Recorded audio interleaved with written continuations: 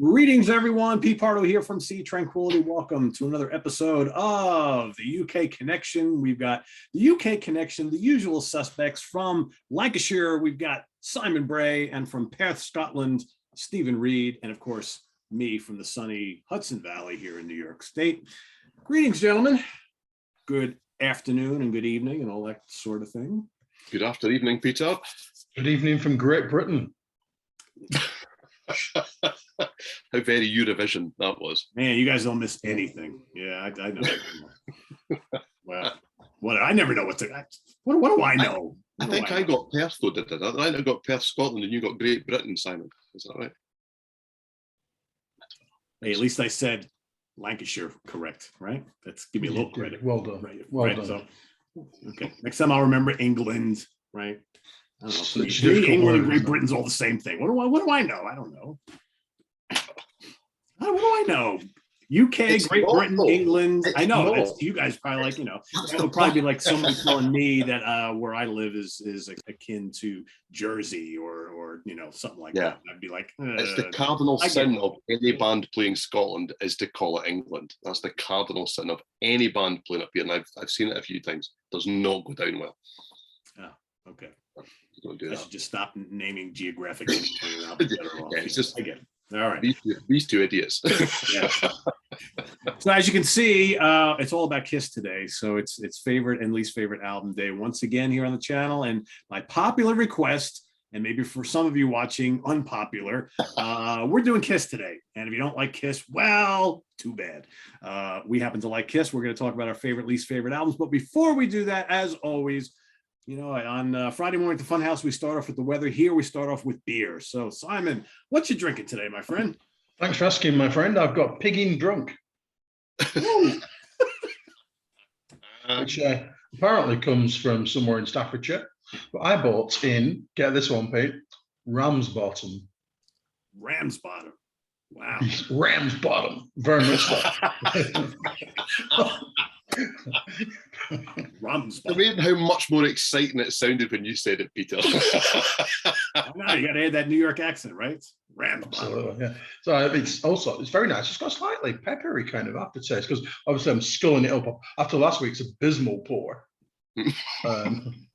I poured it when I had my guillotine over there, if that makes sense to anybody else in the world, which it doesn't. So yeah, it's ready. It's good. I'm enjoying it. I'm ready to talk Kiss. But first, tell me. Well, here we What go. are you I doing? have a cowabunga. That's what I've Wow. got. Here we go. So this is Dude. a pale ale Dude. from the Cromarty Brewing Company.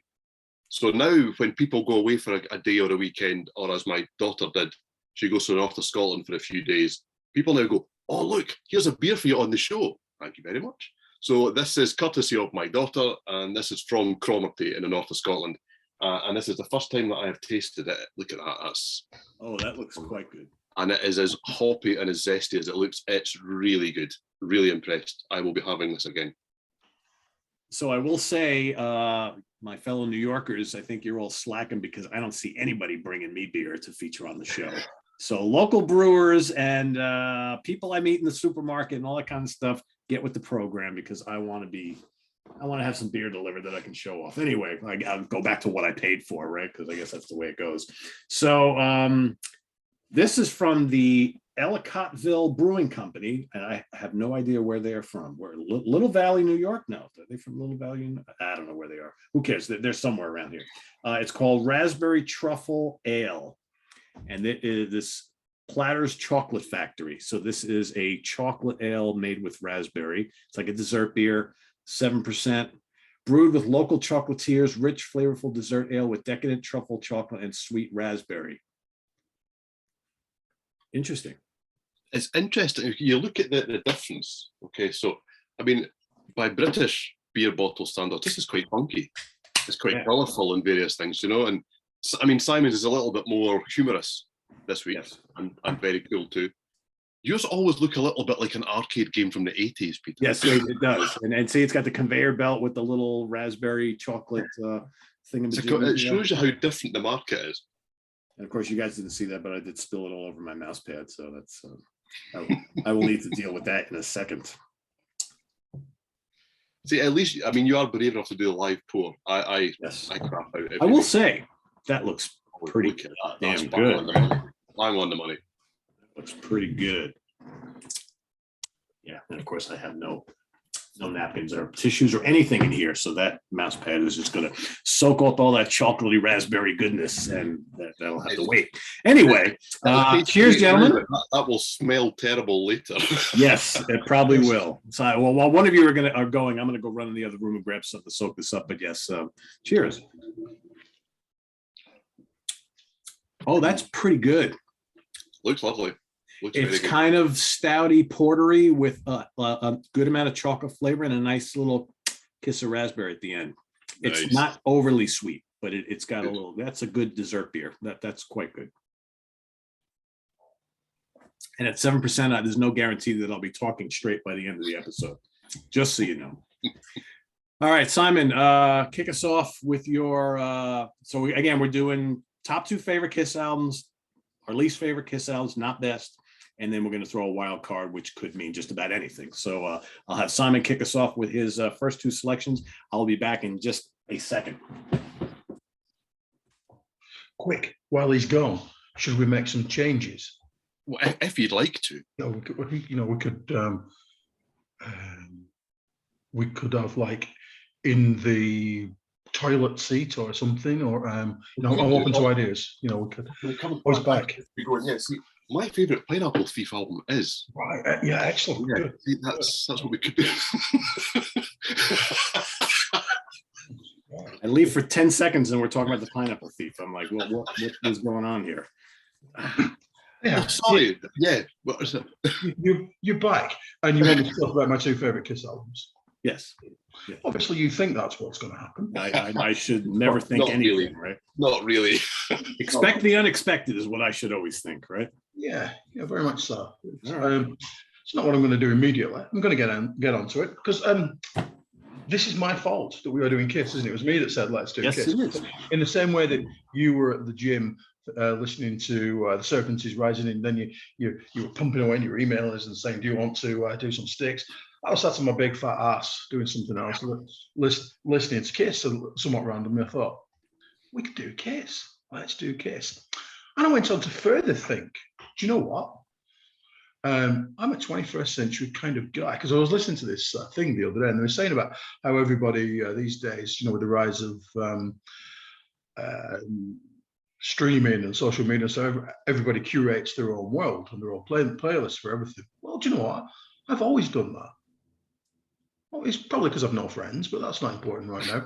And I'm very, very confident that I do not have the same relationship with Kiss that both of you two have. I think the 3 of us have a different relationship with Kiss, but yes, I would imagine. Yeah, I guarantee you that is the case. Yeah, there isn't a world in which I would have an unmasked poster anywhere in my house. That just wouldn't happen. Yeah, it wouldn't be on my wall either, to be honest. Yeah. I mean, I can turn around your face that way and show you the Dynasty one if you want. Yeah, I couldn't. No, I've seen it. I couldn't even be asked to put my Kiss T-shirt on today, and I do have one. But I thought, oh well, I'm gonna do my day job wearing a Kiss T-shirt. I thought no, because I did that last week, and you got to rotate your T-shirts in and out, haven't you? But that's it's not important right now. So I came to Kiss because obviously I'm much younger than Peter. Simon, everybody's younger than me. Slightly older than Peter, but I came to Kiss through this. Oh yes, nice. Yes, indeed. That was my first experience of Kiss. And look, it's got one of those like cool little. Oh yeah, the bootbox. Yeah, how cool is that? That was my first introduction to Kiss. That and then the Creatures of the Night single, and I know that's a great start to get introduced to Kiss. Both great songs, right?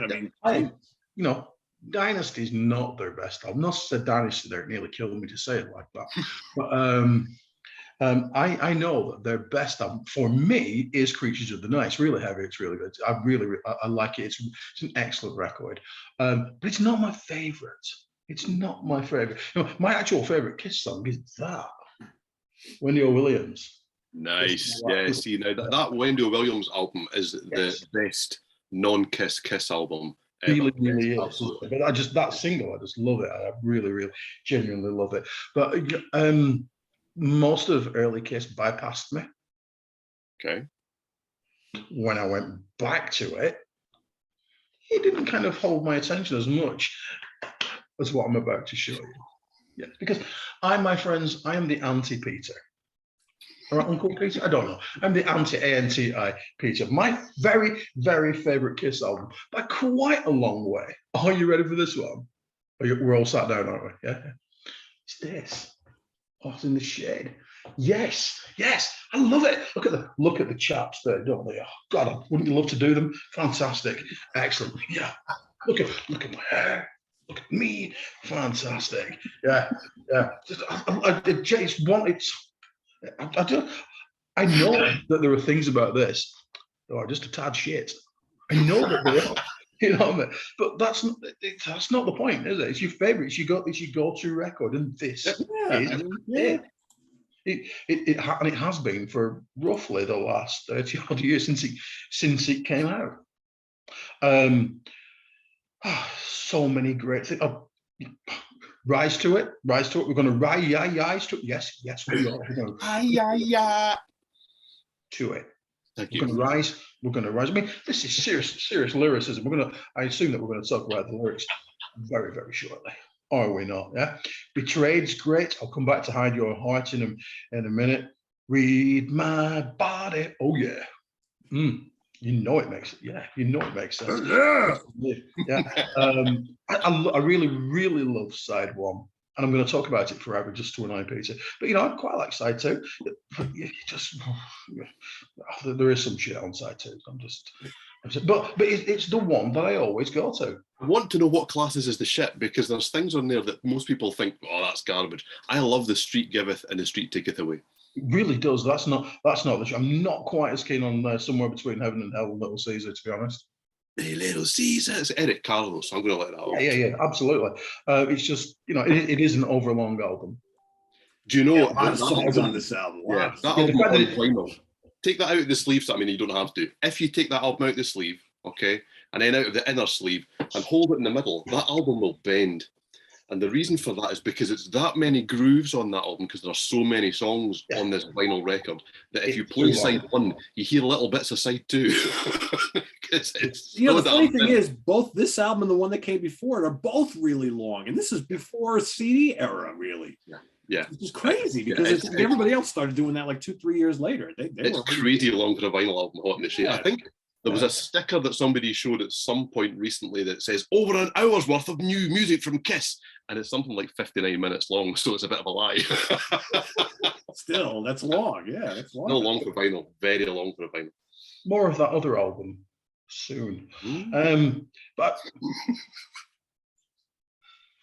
this is the Simon bit. I know. I am an 80s Kiss. I'm the Chris Jericho of the UK connection.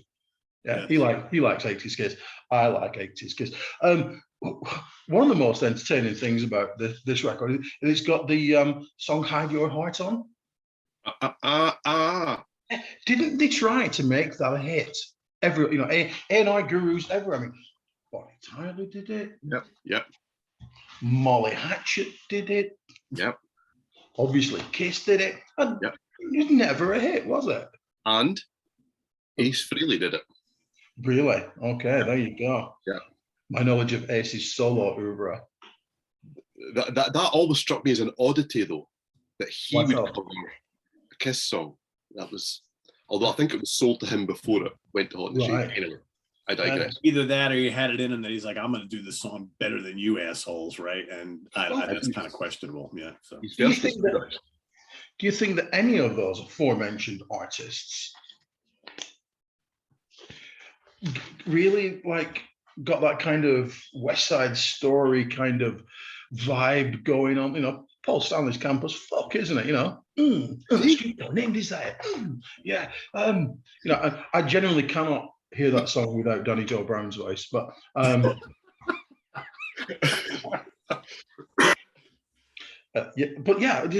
is by probably quite some distance my favorite favorite go-to. I can already, if anybody on a KISS forum watches this video, I can actually feel the heat from the meltdown now. Excellent. But the funny thing is, Simon will not be alone. I guarantee you, because I know plenty of Rich Catino. If you're watching, this show is gonna be right up your alley because he loves these 80s albums. Well, cards on the table. I like this album. I like this album a lot. Not enough for it to even have featured near my top 2 favorites, but I like the album. There you go. Well, you know what? Let's forum it up a bit more, shall we? Guess what my other favorite is? I think you know, don't you? Yes. So. Shall we do it? Let's do it. Crazy, crazy night. Yeah. I watched this ranking the KISS albums thing. This got dismissed, really quite quickly as, something along the lines of the one with the keyboards. There's lots of them, to be fair. And again, shall we have a look at the back? I mean, that has got to be the worst hint of underwear shot in the history of rock music. I can't conceive why they're not always taken seriously.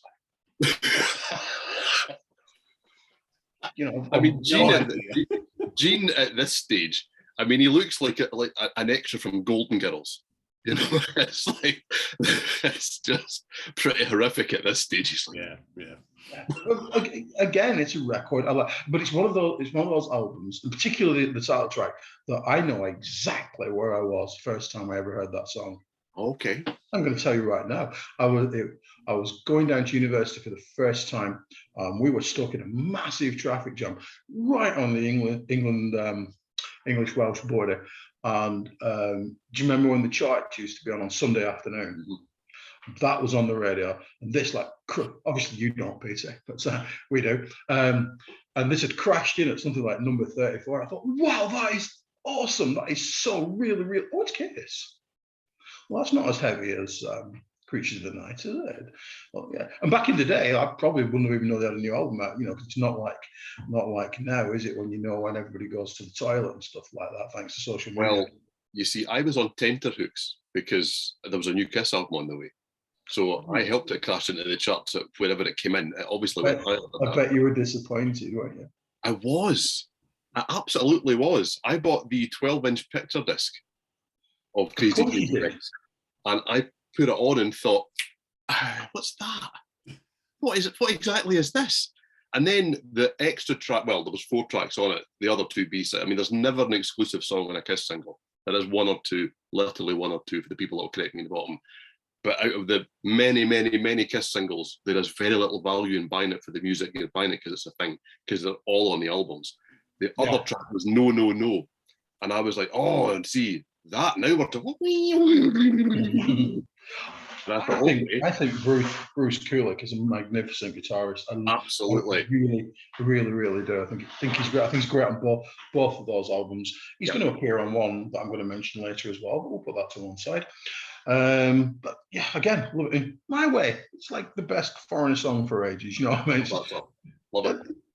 And I kind of realised that maybe I like KISS when they don't sound like KISS. Well, I mean, I could bore you all to death, and usually do. But when do KISS sound like KISS? That's exactly because they've been around for 700 years. They've done everything, haven't they? They've discoed it up. They've been hard rocking. You can argue that at some point they were heavy metal. I would take issue with that, really, but I got that in a quiz question the other day, and I got it right. Okay, it's KISS. Don't think that. No. But anyway, they've done the acoustic shit. They've done the let's do the orchestra stuff. They've done the concept album. Yes. Yeah, they've done AOI. They've done melodic rock. Yeah. Is there really? And there's quite a lot of people out there who, bizarrely enough, will comment. They've also done shit. Yeah, this is one of the most divisive catalogues we'll do. People either love them, hate them, or love to hate them. Good choice for a good name for a song there. But yeah, those are my 2 very favourite Kiss albums. Creatures is the best, but those are my favourites. Well, and therefore there's a reason why this is my favourite Kiss album. Okay. Now, and this one's my favourite Kiss album because, I mean, this one's not. What's that about? What is this about? 3 years later, we do a kind of half-assed, some of this is remixed, some of it's not. We'll move a couple of songs around, and then we'll stick the wrong person on the front of the album. You know, and I mean, it's not the best back of an album cover ever, but I mean, yeah, that's. Thankfully, what's on it is utterly fantastic, and the best cover for it is actually this one, because of this guy. Yeah. Okay. All right. Now, I mean, this is literally a totally blanked up fake. But this is what the album should have looked like, because we weren't pretending who was in the band, basically, back then. But realistically, I mean, everyone plays on this. You know, if you were walking past the studio with a guitar, you had a chance of being on this album. I mean, Robin Ford plays a couple of songs on Creatures of the Night, which makes no sense I'm at all. on it. Are you? Yeah, I was just hanging around in the reception and do some glockenspiel, so there I was. Yeah. Famed for their Glock solos. Are you not? Absolutely. No, I think I was busy that week. Yeah. Oh, okay. Yeah. I mean, you've got Steve Farris, who does the guitar solo on Creatures of the Night. I mean, that's the guy from Mr. Mister. And that guitar solo is absolutely killer. Yeah. But Killer is one of the best songs on it. Killer is absolutely fantastic. You've got War Machine on here. This is just a phenomenal album. I absolutely love it. It is as close to heavy metal as they'll get. Realistically, It saved their career pretty much. Yeah, and I mean, and this guy here, Vinnie Vincent, or at this stage, Vincent Cassano, because he's not actually part of the band at this stage. The story goes that he saves the band at this stage. That's the story that goes. Yeah, there's an argument that is an awful lot to do with it. He co-wrote I Love It Loud. He co-wrote I Still Love You, which I can kind of live without these days, but there you go. And he co-wrote Killer. He plays lead guitar on most of the album. He seemed to be the shot in the arm that this album needed and that this band needed at this stage. I like what came before. Okay, I don't have a problem with what came before. But as a band, they needed to do something else. They needed to make a statement, realistically. And it's a drum-heavy album. The production is a bit of its time, but it works massively for me. I mean, the drum intro to the title track, is just, it's just so good. I'm a massive Eric Carr fan. I played the drums for years, and he was a huge part of the reason that I played the drums, as is this album. You know, and I just absolutely love it. Always have from the first time that I heard it, and I still do now. It hasn't lost anything at all. And you've got oddities on here like Rock and Roll Hell. I mean, how many people don't even know that Bryan Adams co-wrote a couple of songs on a Kiss album? That's right. You know, with his co-writer Valance. It makes no sense whatsoever. But it works. In the right hands, it makes all the sense. So yeah, this is my favorite Kiss album. I think it's the best Kiss album, but it's definitely my favorite Kiss album. Now, it's amazing. Without that and Look It Up, they're completely dead in the water. Yeah, and there you go. There's the theme. Okay, because I like my least favorite albums. There's only one of those two that I'm a bit about. The other one we'll get to because it's probably going to knock you off your seat, Peter. But there you go. So I was really wary, and Simon chastised me when we were quickly talking about this after we recorded last week's show. And I said, I don't know if I can go with my two favourites because they're back to back.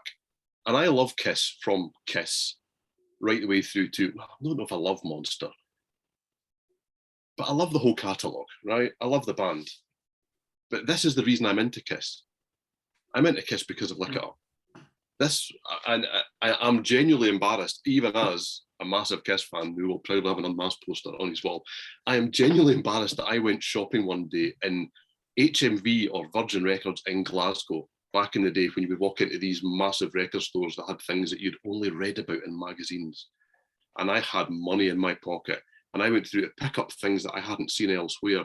And on the strength of the album cover, I bought this album.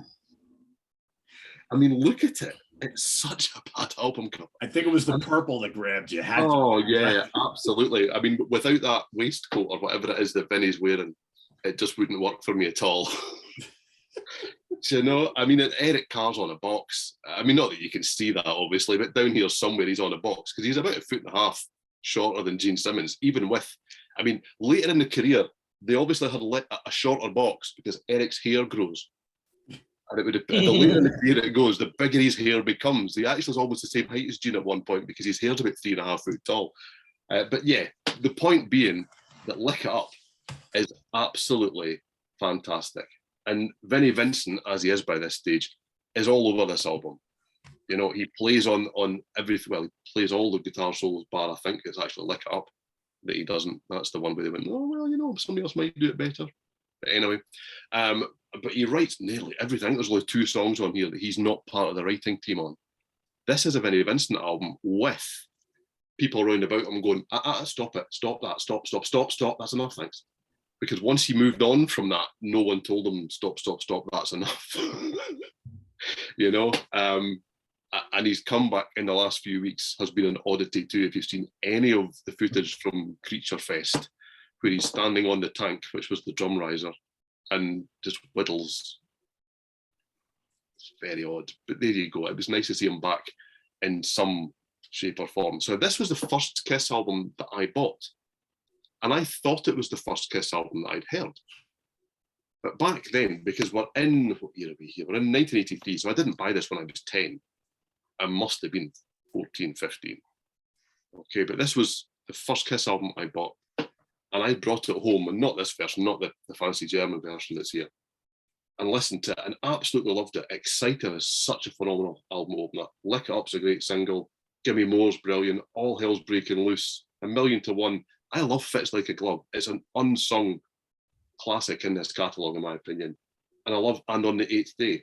I could live without Dance All Over Your Face. Back then, I didn't quite get what the nuance of what Paul was singing about at that point. There you go. And I took this through to my brother. I said, oh, you've got to listen to this because I've got this great new band. You'll love Kiss. And he went, but I've got 3 or 4 of those albums. You told me you didn't like them. That's like, oops.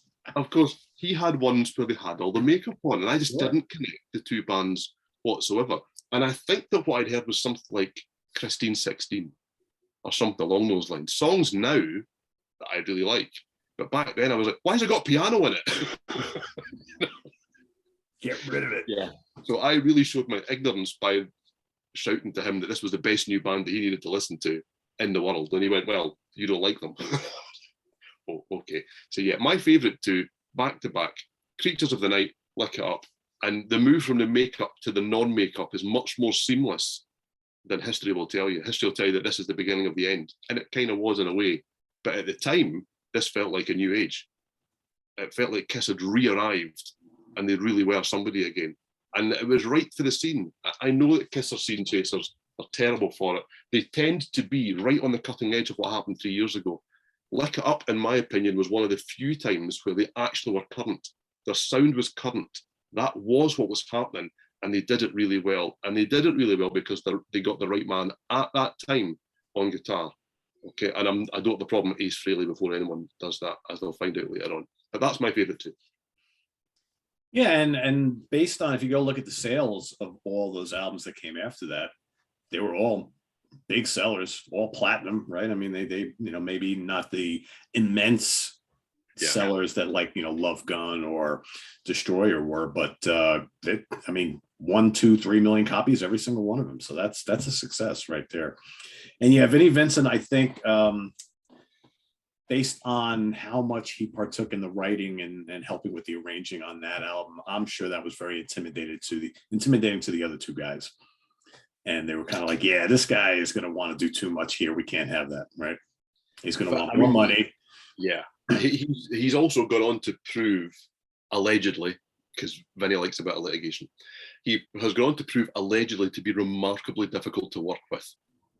You know, when your own band decide to go and do something else and call themselves Slaughter, it tells you all you need to know. So yeah, it's I think it was more than just the intimidation, but I think that was a massive part of it because the chemistry they had with the original lineup was what made the band.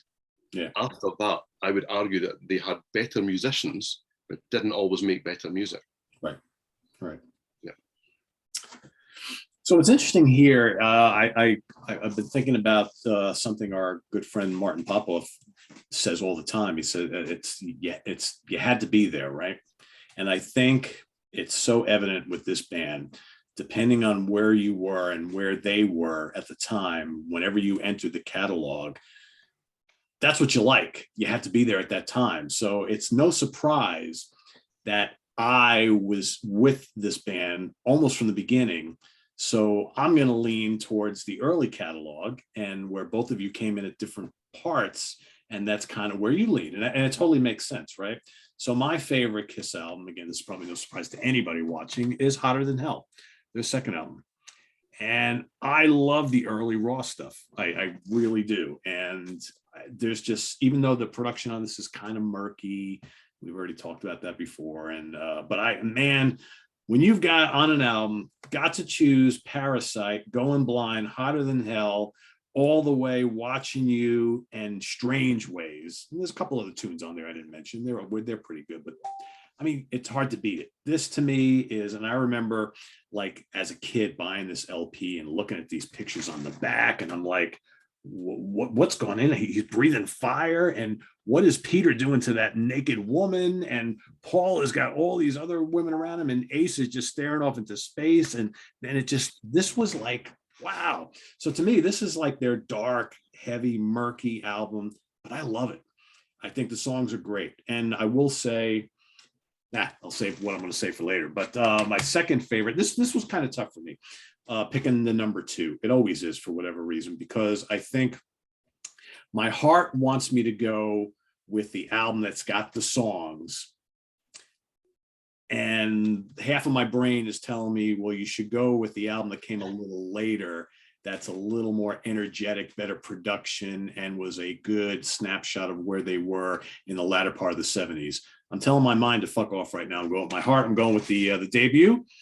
Just because, again, Strutter, Nothing to Lose, Firehouse, Cold Gin. I think Kissin' Time is kind of fun. I don't care what anybody thinks. Deuce, 100,000 Years and Black Diamond, legendary songs. Arguably all sounding better on another album I'm going to talk about later. But, Love Theme from Kiss is kind of silly, but it's okay. Let Me Know, I'm not a big fan of that. But the rest, it's early, raw Kiss, legendary songs, if you're a Kiss fan. So I'm going to go with the first 2 as my favorites. But like I mentioned before, I wanted to pick Rock and Roll Over. When I was younger, Destroyer was my favorite album from Kiss for years. It's not anymore. I've kind of grown away from Destroyer a little bit in more recent times. Dress to Kill is great. I love Dynasty. I don't care what anybody says. I like Revenge is great. I don't want to name every album here, but it's like I will agree before we go to our least favorites. What I have come to grips with in recent years is that I don't think I hate any Kiss albums, whereas there used to be a handful, a couple of them that I really didn't like at all. And in going through these albums again over the last week or so, I have come to discover that even my least favorites are kind of fun and I kind of like. So there's no hate from me today in any of these. So even though Simon, we're going to be at odds, which you'll find out shortly, I don't really dislike any of these albums. So anyway, back to Simon for those least favorites. Okay. I'm going to cheat at this point. But first, do you know why? Because I can. First of all, Stephen, would you like to show for me Carnival of Souls? Because you promised that you'd be able to. No. It's not that. It's not that I hate it. It's just I don't think I like anything from around about that time in the world. Life, anything. I just really crappy kind of time. And what I'd never really want is a Kiss that sounded like that. It's just, oh, that's shiny, excellent, yeah. Yay. And with why do they all look so stretched on the front as well? It's not terrible. It's just meh. Yeah, but you know why it was released? It was released because idiots like me already had bootlegs of it. realistically. So, I mean, I knew that this was recorded because by this stage, the Reformation was underway. Okay, so unscrupulous people had gone and taken some of the songs that they'd recorded, and I had, well, not quite all of the songs that are on this version, but most of, and some that aren't, in actual fact, and got really excited about it because I bought it at a record fair for a tenner, when some guy probably spent the equivalent of 30 pence making it. So Kiss obviously thought, well, there's action to be had here, so let's have some action. So that's why it was released, realistically. But it's much better. Trying to make money. And it made money. Yeah, it's much better than that. It's really good. They do that sort of thing, do they? Yes, no, it's all about the artistic merit of everything. Yeah. If they make a couple bucks, they're happy with that. Yeah, but. Exactly. I'd like to discuss some. I like the 80s stuff, but some of it and the videos are just, what the heck, really? I don't even know where to start. Some mansion is missing the curtains for Tears of Fall. I mean, Jesus Christ, yes, we've seen Duran Duran. Oh, come on, fellas. Like, no. Oh, not really, chaps. You didn't think the dance on your face was bad enough. You didn't. You work all day. I'm gonna. It's a great riff, though.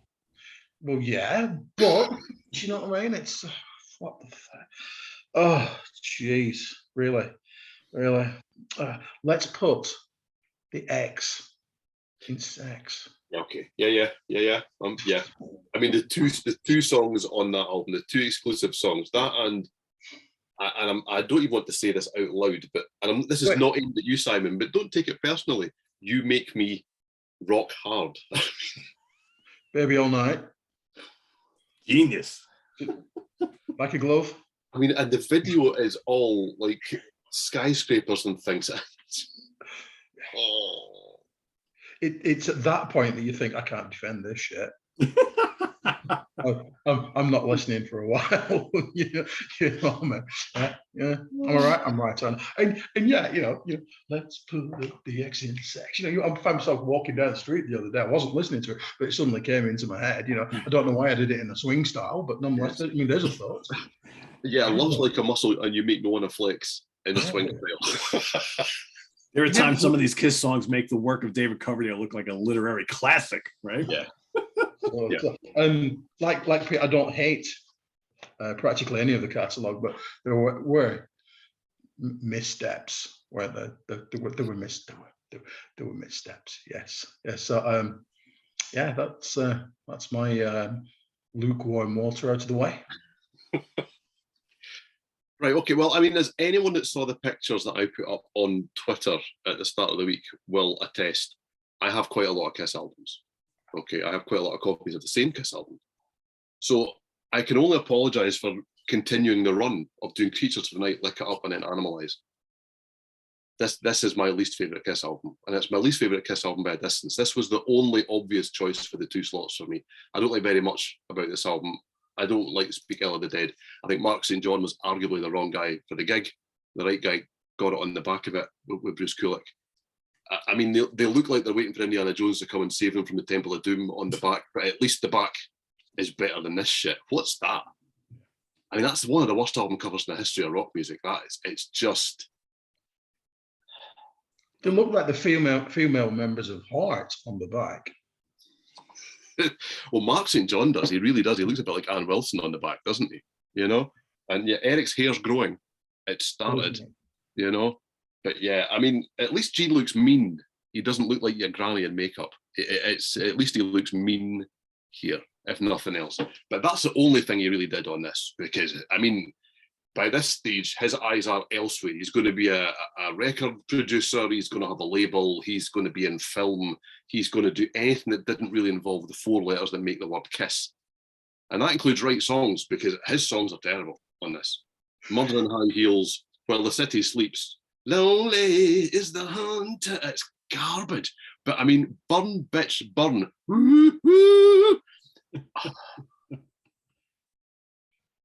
It's It's really bad. It's really bad. And I mean, the headline song on this album, Heaven's on Fire, literally, it's probably still in the set that they don't vary and haven't done for the last 76 years.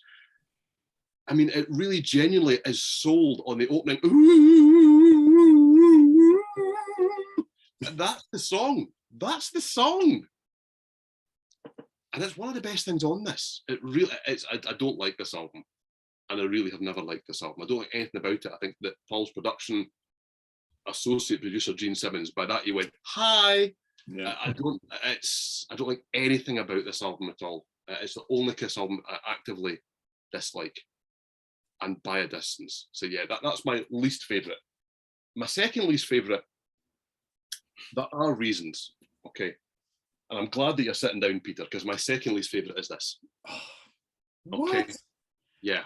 Now, I genuinely, I knew my two favourites and two least favourites before I sat down to think about it, because they just are, okay? But I found this difficult because I understand that there are much worse albums in the catalogue. There are much worse albums right across the catalogue than this.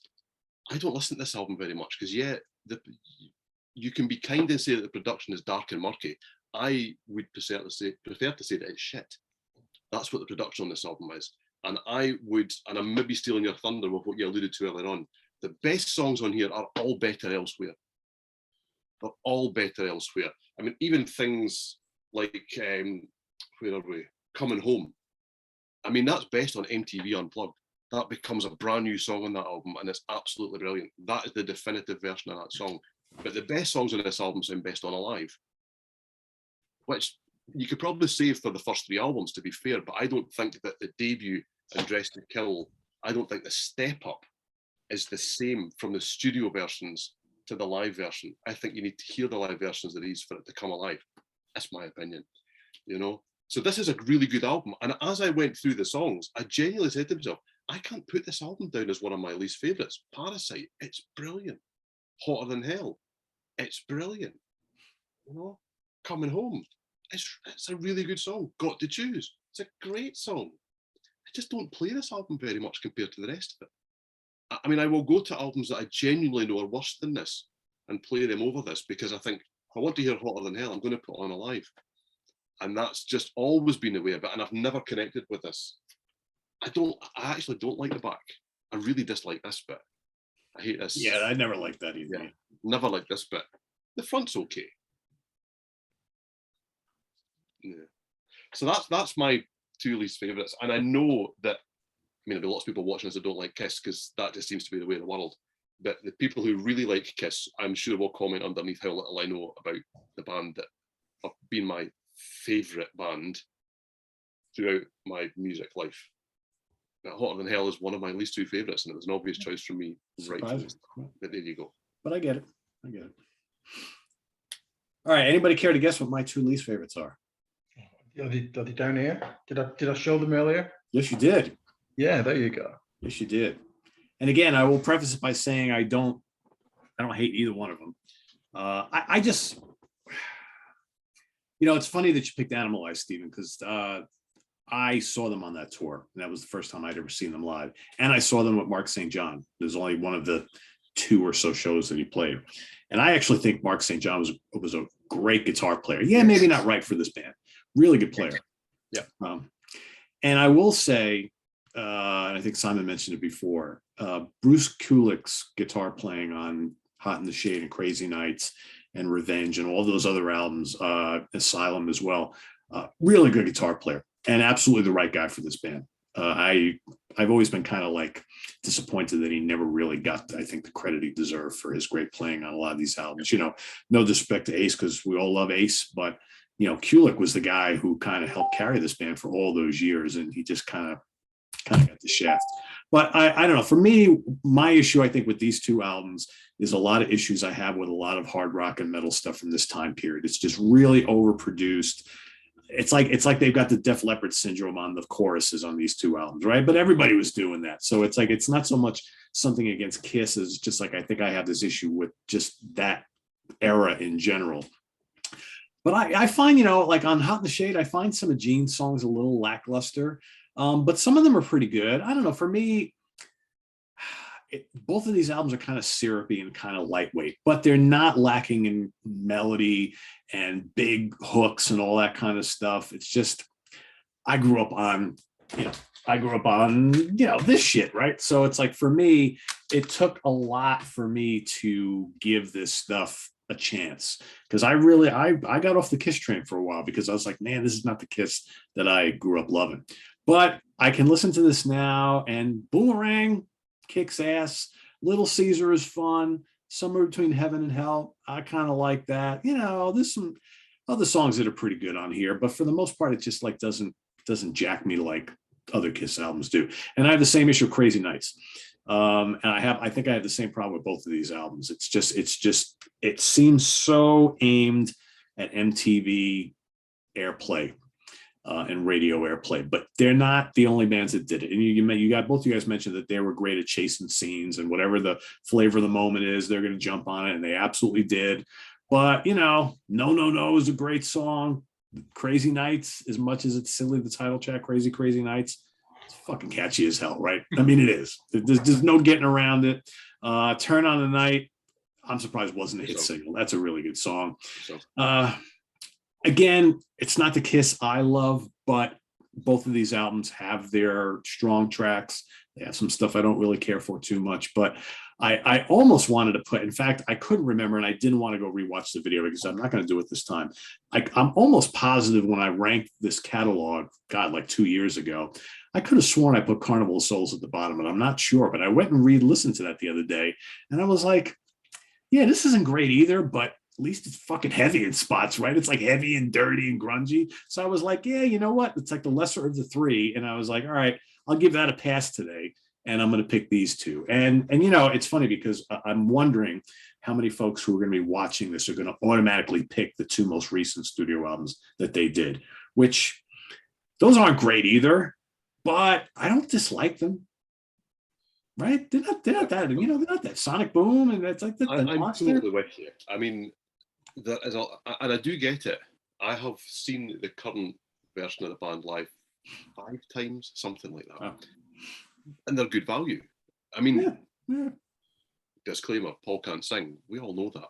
Disclaimer, Tommy Thayer is using all of Ace's moves. Well, that's what he's paid to do. I'm okay with that. A lot of people complain that he doesn't bring a lot of himself to the band. He's not allowed to. Do you know, it's not about that. They are taking a show on the road is what they're doing. It's like a Broadway play, man. You got to do the same shit every single night. It's got to look and sound and feel exactly the same. I think that colours a lot of people's opinions about Sonic Boom and Monster. They are not classic Kiss albums. And they do try to sound like certain parts of the catalogue. And that is never a great kind of place to start. But they're decent. Yeah, I mean, Yes, I find them both very enjoyable, I have to say. They're not my go-to Kiss albums. But Monster, actually, especially out of the two, which is probably even more unpopular, I put that on and kind of think, actually, there's a lot in here that I really like, even if there are such bad play on words as danger you, danger us. Do you know what I mean? But it's Kiss. I mean, if you've stuck it out this long, I mean, why? It looks at it all, Simon. But yeah, to pick up where Simon really started off from, I think the interesting thing about Crazy Nights is that as UK Kiss fans, people knew who that band were for 5 minutes. I mean, Kiss now can play kind of small arena-sized venues over here. And they could only do that because of the mystique of the makeup. Because that didn't really exist over here when the makeup was on the first time round. They didn't tour much here. Right. They weren't big over here. They were here in Japan. That's it. Yeah. Yeah. It's total revisionism now that suddenly there are 10,000 people that will go and see them in Glasgow, for example, because that would not have happened before. However, the fact that Simon heard them on the radio when Crazy Nights came out, that didn't happen. You didn't hear Kiss on the radio. They were a chart band for an album over here. And I'd been into Kiss for a few years prior to that. And to have friends at school go, I really like that Kiss song. It was like, wow, people know who this band that I've been wearing all of these t-shirts of all this time. People suddenly are going, I know who that is. It was quite amazing for a while. Very short while, but a while. Cool. Yeah. All right, it's wild card time. Simon, what do you got? Well, Mm.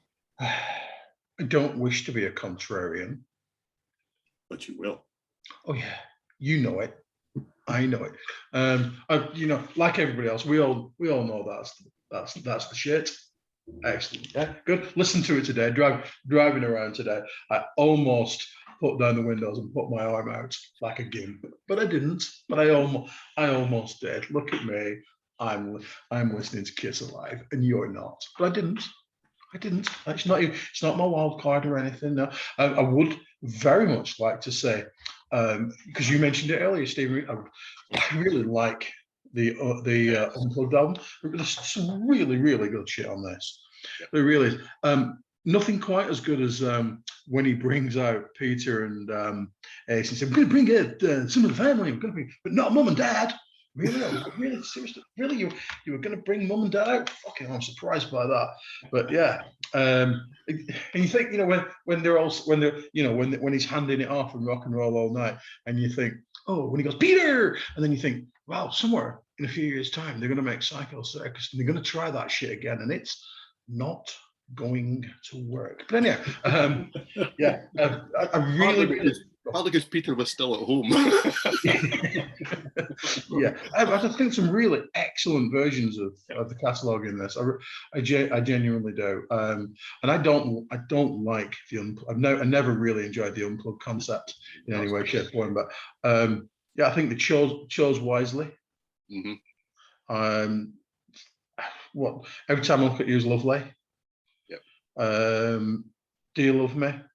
Going Blind's magnificent. Yep.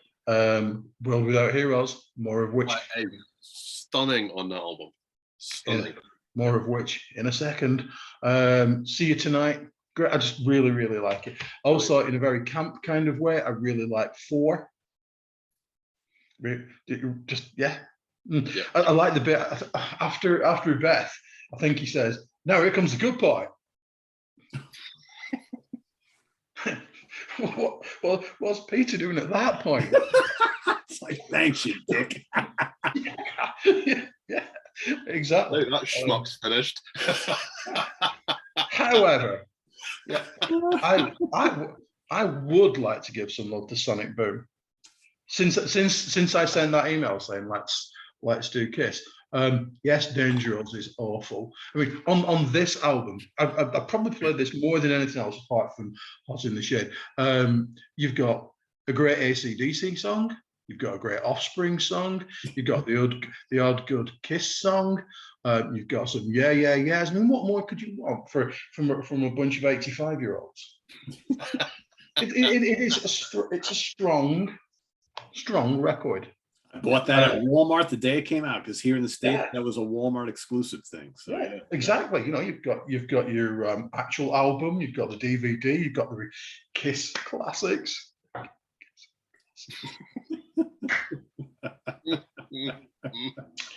Yeah, I listened to that once. That was fine. Exactly. Yeah.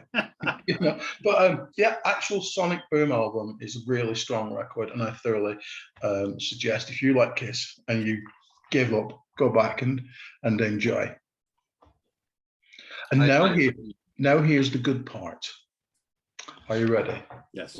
I really like The Elder. Hello, foreign people. It's Simon. Hiya. How are you? I really like it. It's just I don't even know where to start. I mean, when you're listening to Fanfare, which actually, bizarrely enough, when you stream it, comes up in a slightly different order. There are at least 3 different track running orders depending on what version you have. Yeah, exactly. On my version, it starts with The Oath, but I know what I'm listening to, and then I always think, oh, I'm listening to Days of Future Past. Gosh, I thought I'd put Kiss on. And I love Days of Future Past. So I am just a boy. That's why you can't sing now. It's a lot to do with it.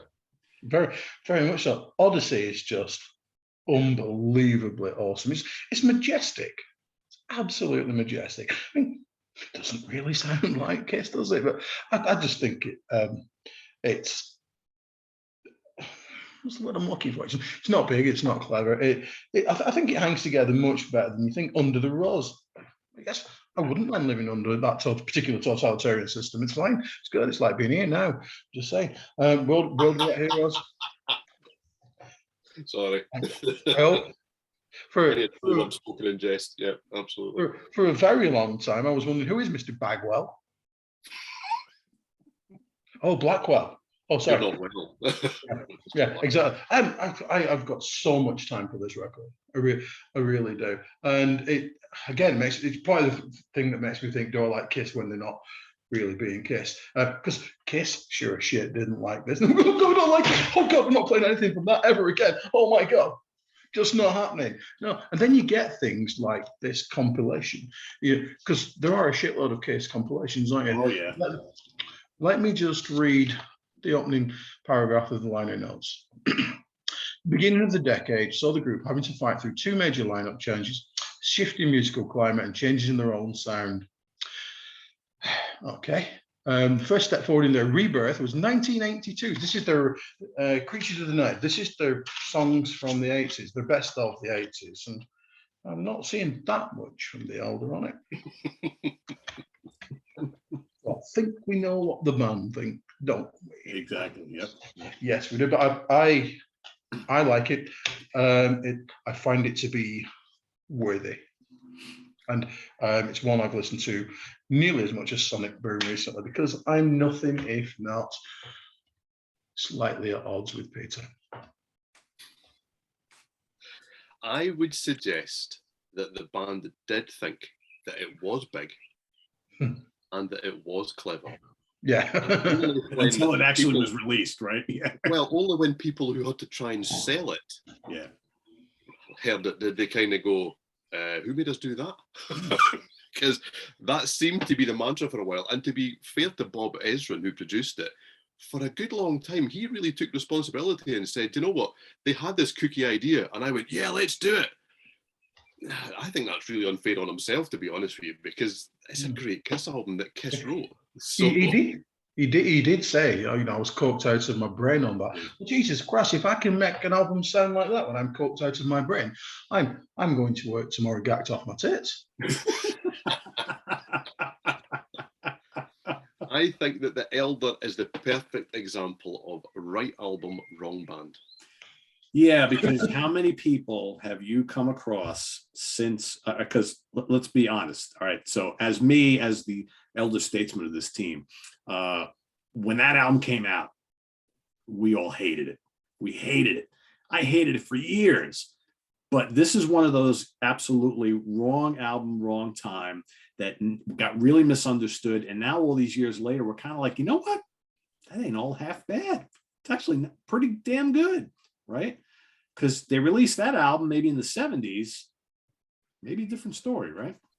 I mean, I don't know if that album would ever have been accepted by Kiss or by Kiss fans. No, but by non-Kiss fans? Yeah, but they were too far down the road. They were the bubblegum stupid band to the critics. The band who's on my lunchbox. What kind of shit is that we're playing? Right? Absolutely, and on the back of the two albums that they'd released before that, Dynasty and Unmasked, I will not call it Dynasty, it's Dynasty. It was just the wrong move. Yeah, and I make no apologies for it, and people will ridicule myself and possibly Simon. It's a great album. It's a great album. The music on that is fantastically good. Steven liked it so much, he read like a 1,500-page book all about the Elder, right? It's really, really good. Odyssey is the name of the book. If you want to know everything that can be found out about the album, because the band don't talk about it. They went and interviewed for that book everybody else. PR people, engineers, the whole thing. The band's contributions are all quotes, and most of them are not very complimentary. A lot of other people quite complimentary, not everybody, I may add, has to be said. It's a very big book, isn't it? I've got it somewhere. It's like a big loaf of bread. It's that big, and a huge book. I think it's fitting for an album. I mean, it's known by fans as the Brown album, seeing as we've got classic white album and black album, because the cover doesn't really sell it, it has to be said, do you know? And I suppose it is fitting that it's a tome. That book is a tome, you know? I mean, they interview the people that made the door for the album cover and everything. It's, if you like that sort of, you know, level of detail about an album, it's absolutely fantastic. It boggles my mind because, I mean, for fuck's sake, Tales from Topographic Oceans doesn't even have a book about it. And look at what you get for the Elder. I'm like, holy moly. Yeah, that's crazy. But that's what happens when an album takes on this love it, loathe it culture. Yeah, it's controversial. Controversy sells. Yeah, absolutely. It's like a vinyl version of The Wicker Man or something, isn't it? It's got its own kind of afterlife. Yeah, absolutely. It's got a life of its own, very much so. Yep.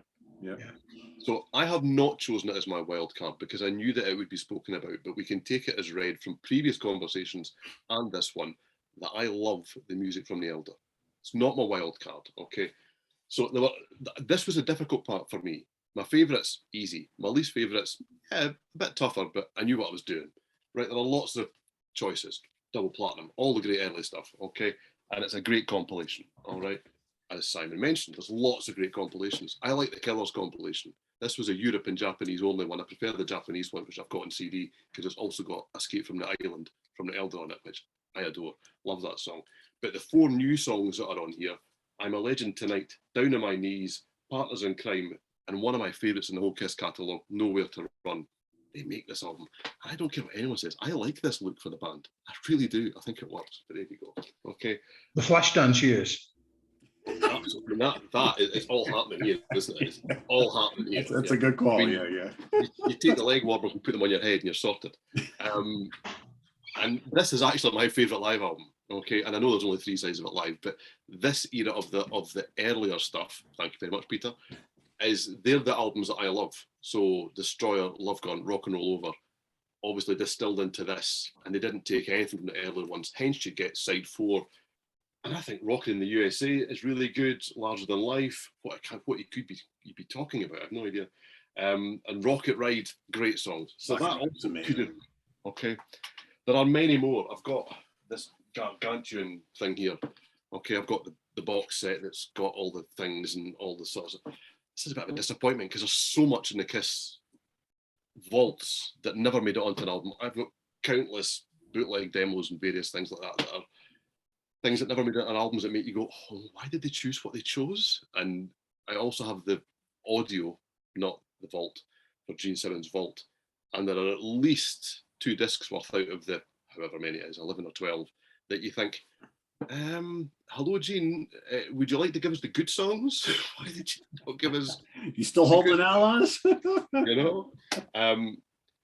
However, what I've actually gone for, and if you were cheating, Simon, I'm definitely cheating.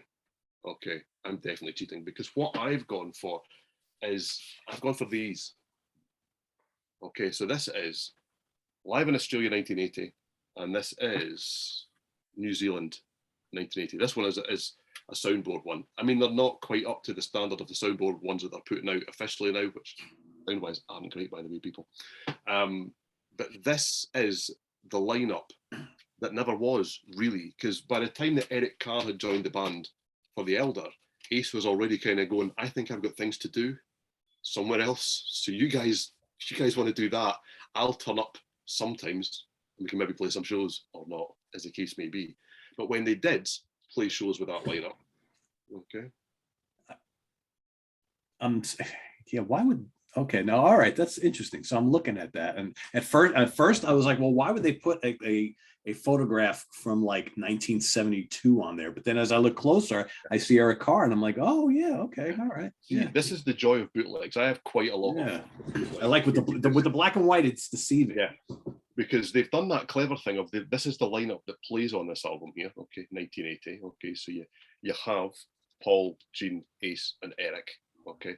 But then you turn it around and they've got a pre-debut album picture on here. Like, I mean, we've got the Bandit. What are we doing here? Yeah. What exactly is going on? And then once you bought this at the record fair, what you did was you took the record out and you saw on the inner here, you saw, is that not the artwork from the Sod album? One Troopers of Death. You know, and you're kind of like, what shit did I actually just spend $25 on? Yeah.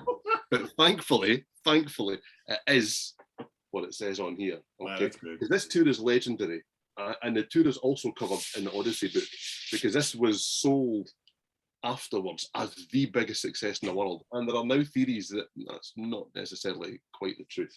However, there's a real vibrancy about the band at this stage, and it just works. I know that Ace is on the way out, and I know that he's not all that interested. He bloody well sounds it on this though.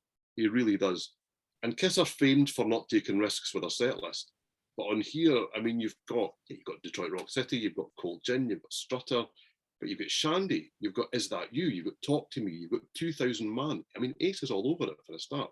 I mean, you've got just a really great mix on here. And you've also got Paul insisting that if there's one thing he likes, it's girls. Really likes girls. And he says it like that. I mean, not girls, not as in the Scottish way with it in it. Okay, I do get that. But I mean, it's kind of like, do you, Paul? Do you? Do you? I'm sure you do. Okay.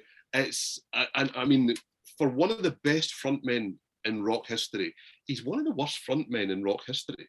These in between stage raps are, I mean, even when you're there, you're like, and you take your kids to these shows because that's the age we're at now, and you're like, don't listen to the nasty man with the star on his eye. He talks rubbish. Okay, because I mean, some of the stuff in between songs is just derisory shit. Really, it's absolutely terrible. However, the band are on fire at this stage. I mean, Gene's more interested in going and stomping than he is actually hitting the right notes. But apart from that, this is absolutely brilliant. I'm taking the mick a little bit.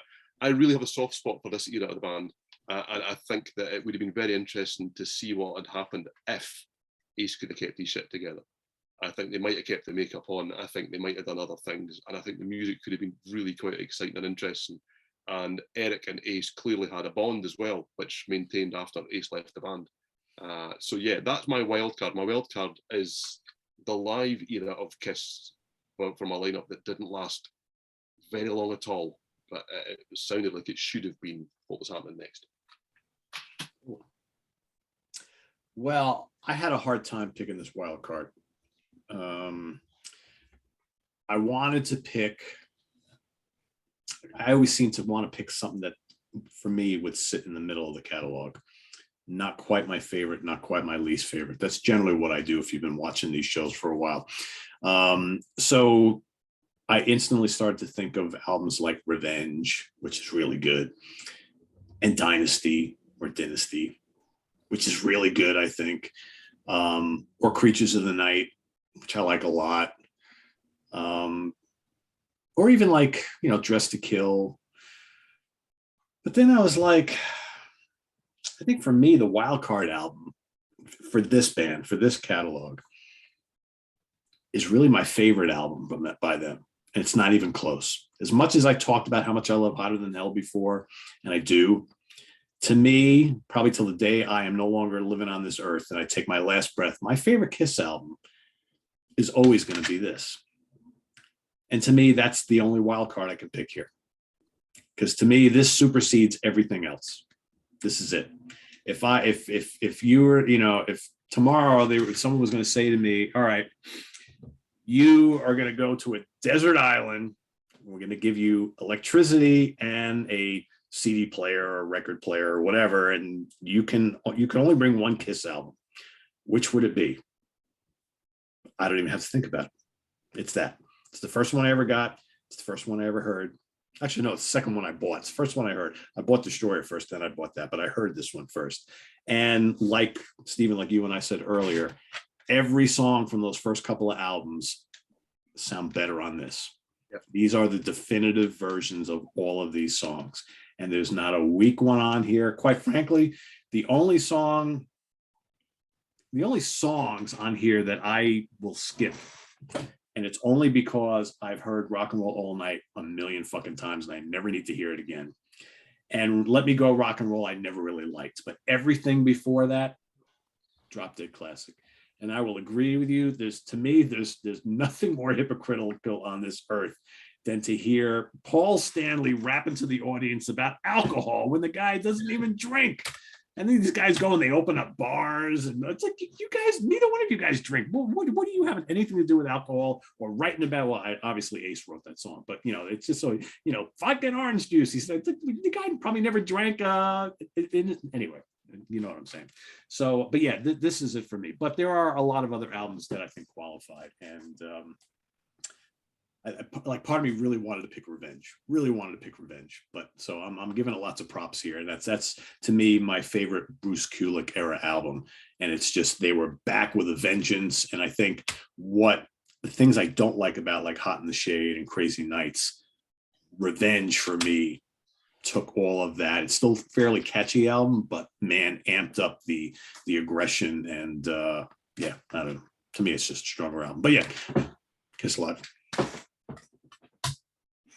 Yeah, I mean, I think for anyone, there are a lot of Kiss haters, as we tend to in the build up to the show. We kind of share a little bit on Twitter about what's coming and various things, and most people about most of the bands we cover will go, yeah, even the ones that they're not so sure about, haven't really investigated that catalogue. I'll watch the show, I'll give it a listen.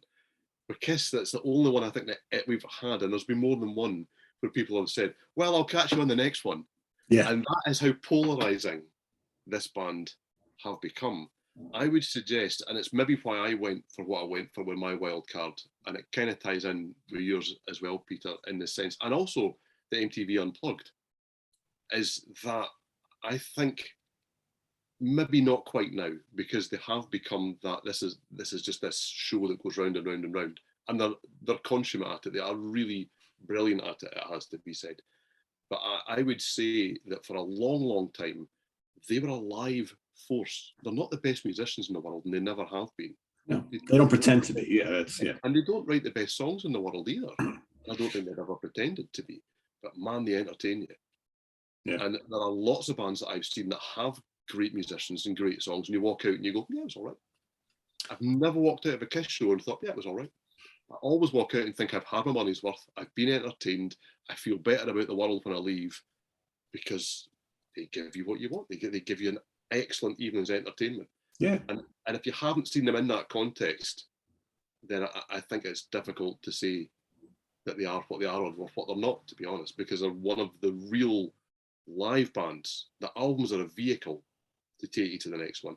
And this is a guy who's got a lot of Kiss albums, by the way. Yeah, but I mean, it's all good points, because I most Kiss fans you talk to spend a lot of time discussing things like live albums and performances they've seen or are going to see, in even like in this day and age when the whole Kiss machine is drawing to a close, they're still playing lots of live shows, and people like, oh my God, they can't sing anymore and all that, like whatever. But people still go, right? People still go and people still buy. I mean, shit, my friend Brian, who's a huge Kiss fan, was just instant messaging me this morning asking me if I heard the recent live soundboard recordings that just came out.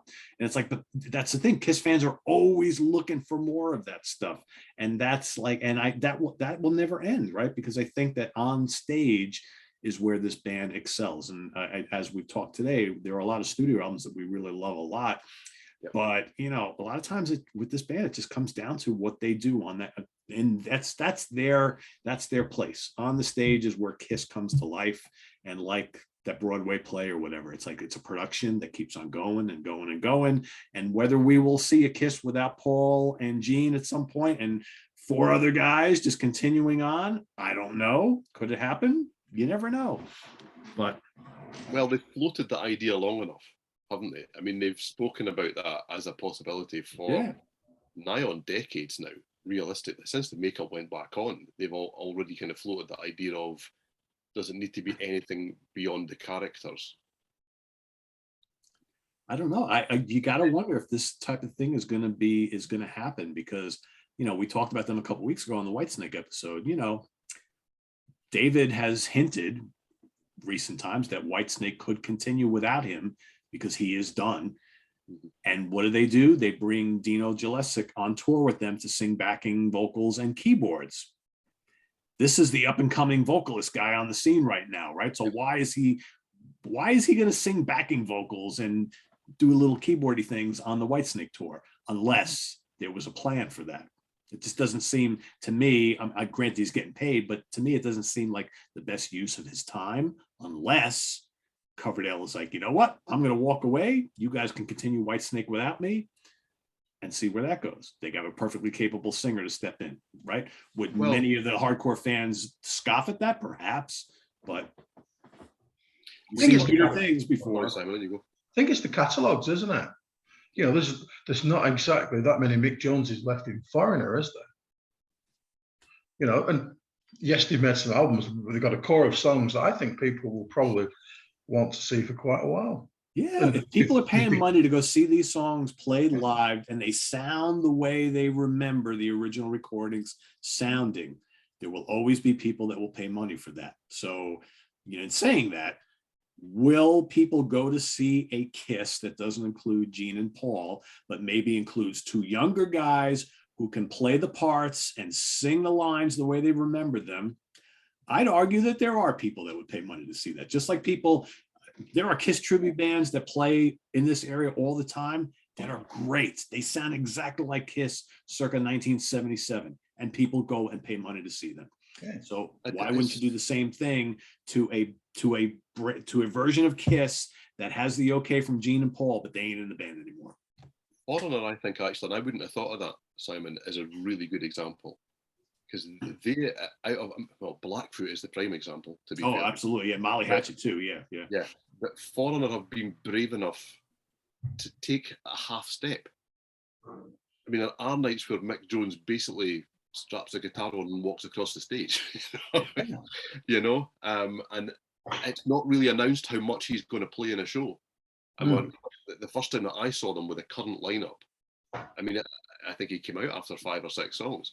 And initially, I was kind of standing there going, hold on a minute, this is not quite what I'd anticipated. But they were so good that you got caught up in it. And okay, when Mick came on, the whole place went wild because, well, he's the man. You know, he is the only man now in that sense. But wasn't the whole place though? You know, because I know one time when Styx played with Journey and Foreigner, one of my friends texted me, she's gone to see him in London, and Chuck Panozzo came on, and she texted me and said, "Who the fuck's this old guy they've just brought up?" The Styx is a perfect example. Like, people care about Tommy, Dennis, and JY, right? It doesn't matter who else in the band. Similar, arguably faceless kind of corporate rock band. I feel like they might have to go down a step or two and come back. Although I definitely feel like, you know, after, you know, old people like us have gone, you know, people are going to want to hear the great songs, aren't they? Well, and there's something we raised on a previous show as well. I think it was one of the gig shows that we spoke about. Is that you look at the festivals, the heavy rock festivals that are doing the UK in recent years, and it is just the same bands every year that just go round and round and headline everything. There just doesn't seem to be many, if any, that have managed to break through that ceiling to be more than just a draw on the bill. They'll bring in these people and that'll boost the numbers. They're not big enough to say, headlining the show, Iron Maiden. Headlining the show, Kiss. And there just doesn't seem to, so maybe the answer is that these bands kind of go away for a little while and then come back as some corporate entity. I mean, Kiss are a corporate entity, there's no two ways about that.